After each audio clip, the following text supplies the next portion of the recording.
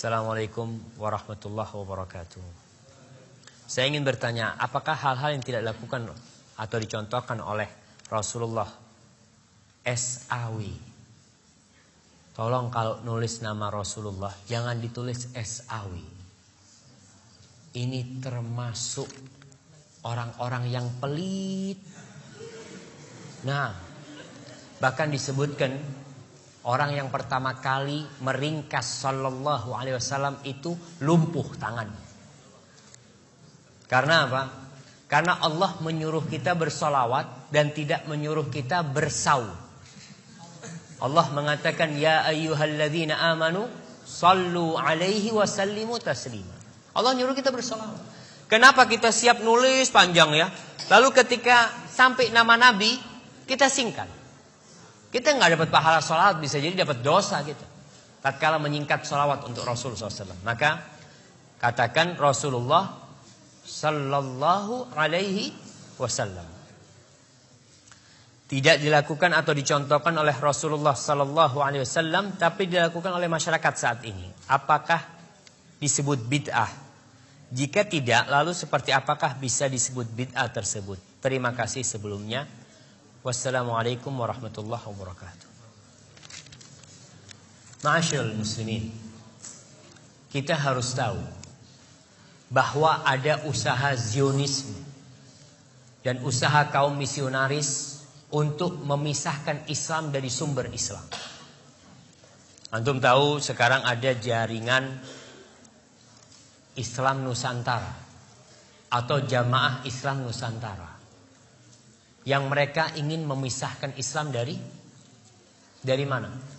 Dari Nabi Muhammad SAW. Nabi Muhammad itu datang bukan sebagai orang Arab.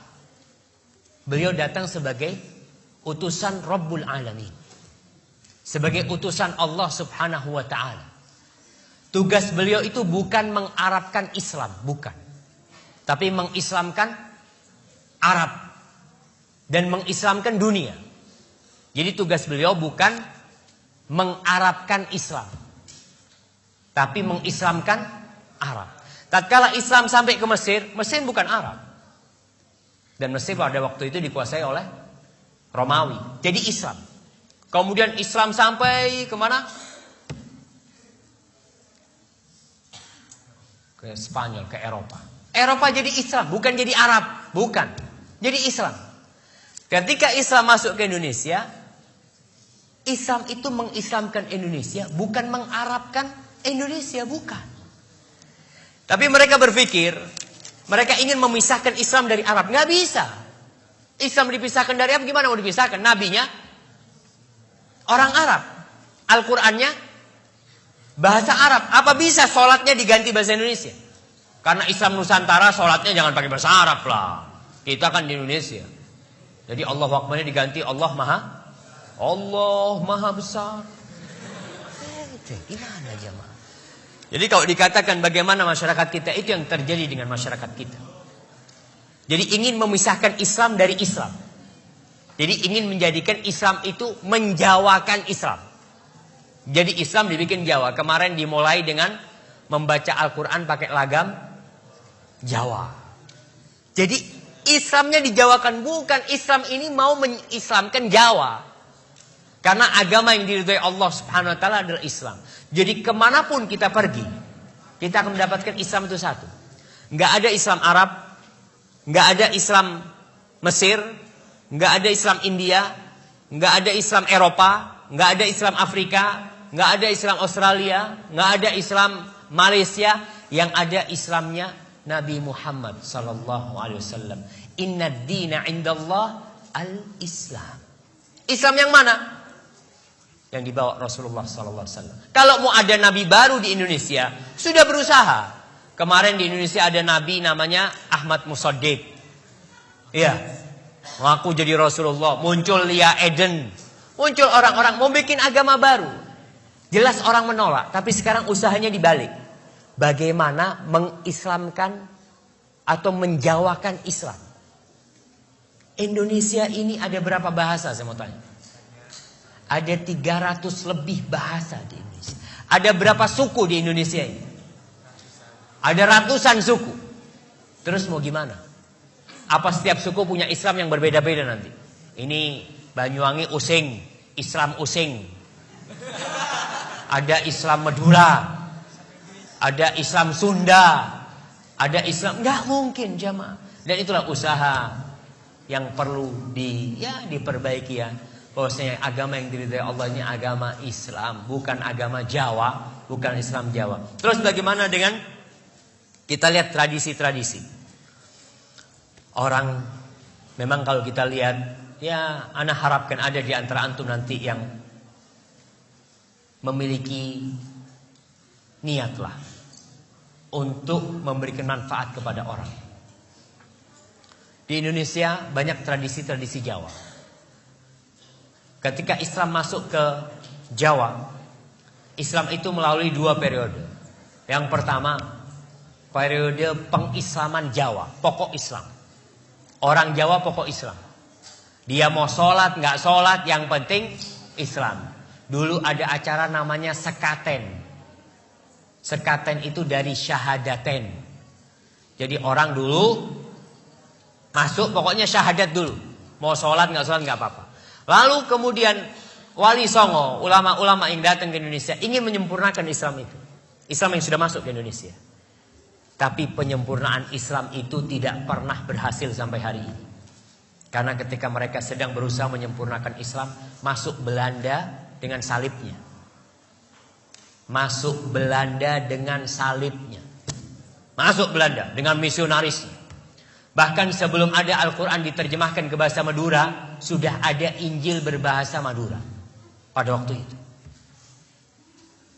Kita tahu bahwasanya penjajah itu membawa 3. Apa yang mereka bawa? Mereka cari gold, terus glory, dan gospel. 3G. Mereka cari kejayaan, mereka cari emas, dan mereka akan tebarkan gospel itu. Dan itu yang terjadi di Indonesia. 350 tahun kita dijajah, alhamdulillah masih Islam ya. Walaupun ada yang masuk Kristen, ada, tapi tetap kita menjaga keislaman kita seperti itu. Kemudian mereka berusaha bagaimana orang Islam tetap Islam tapi Islamnya nggak benar. Itu yang terjadi sekarang. Bagaimana orang Islam jangan keluar dari Islam lah, tetap Islam tapi Islam yang ya sudah nggak ngurus sama Islam. Bayangkan ada seorang profesor doktor nih, guru tafsir, guru besar di UIN Syarif Hidayatullah, kalau nggak salah, dia itu menghalalkan homoseksual.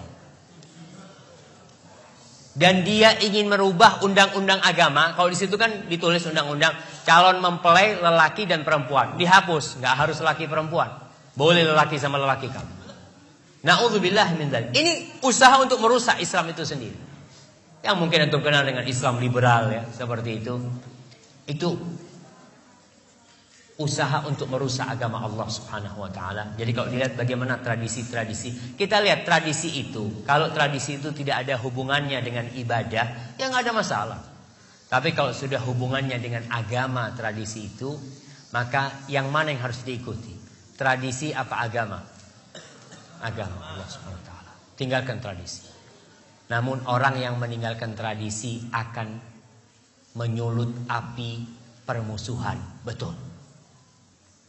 Nabi Muhammad SAW dimusuhi orang satu kampung. Bahkan mau dibunuh, mau diusir. Gara-gara apa sih? Meninggalkan tradisi. Orang-orang Arab itu tradisinya dari dulu. Mereka minta-minta sama patung ya. Antum lihat. Tradisi orang-orang ada sampai sekarang yang masih minta sama laut. Ada namanya larung laut. Ada petik laut. Saya mau tanya, itu tradisi dari siapa? Nenek moyang. Rasulullah datang dengan tradisi nenek moyang ada, tapi dirubah menjadi Islam. Bukan tradisinya diislamkan. Ngerti maksud tradisinya diislamkan? Tetap petik laut tapi bacaannya qul huwallahu ahad. Kita tetap itu pengabdian kepada siapa?